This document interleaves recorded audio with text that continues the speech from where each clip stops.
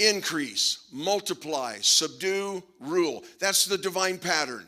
Increase, multiply. Multiplication has to do with duplication or replication. Increase has to do with expanded spheres of influence and control.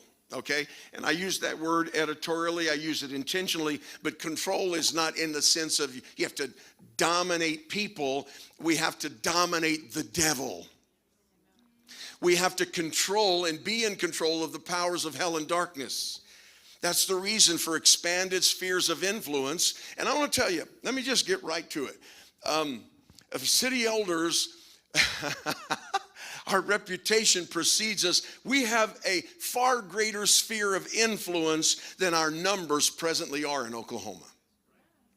I want to tell you, when people that are running for governor regularly call and say, hey, a matter of fact, we had one this past week that's in a very significant office and called and said, I just want to get feedback from city elders whether you guys think I should run for this office.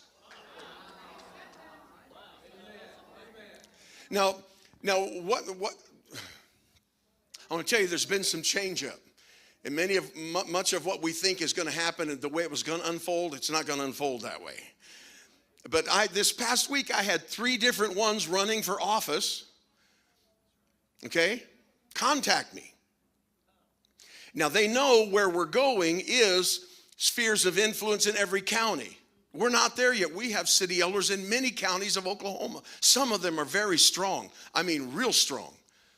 But our objective when city elders gets planted in every county of Oklahoma, it won't just be people running for lieutenant governor or for Senate or House. There'll be people in running for offices across the state of Oklahoma that will go to that local city elders council and say, I want you to pray for me because I'm running for office.